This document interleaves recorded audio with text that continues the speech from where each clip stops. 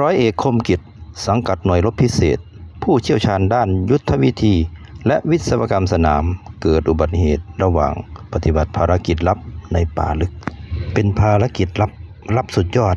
ทำให้เขาต้องเดินเข้าไปในป่าคนเดียวเหตุการณ์ดินฟ้าอากาศไม่อำนวยฝนฟ้าคะนองลมพายุโหมกระหน่ำฟ้าผ่าดังเปรี้ยงป้างเขาล้มลงโดยไม่รู้ตัวเขาคิดว่าชีวิตนี้คงไม่รอดแล้วด้วยความเหนื่อยอ่อนทำให้เขา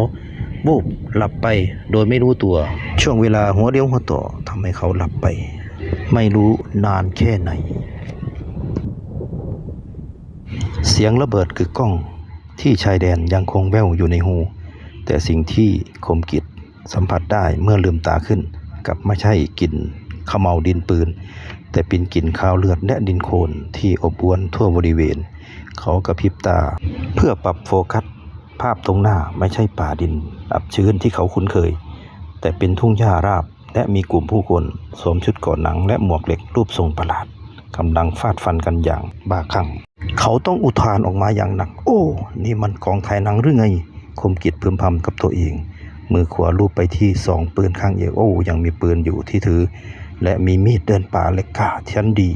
และชุดทหารเต็มไปด้วยอุปกรณ์ยังชีพเล็กน้อยที่ยังติดตัวเขาอยู่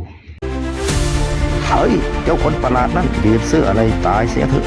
ทหารเกาะชุดแดงคนหนึ่งตะโกนก้องพอ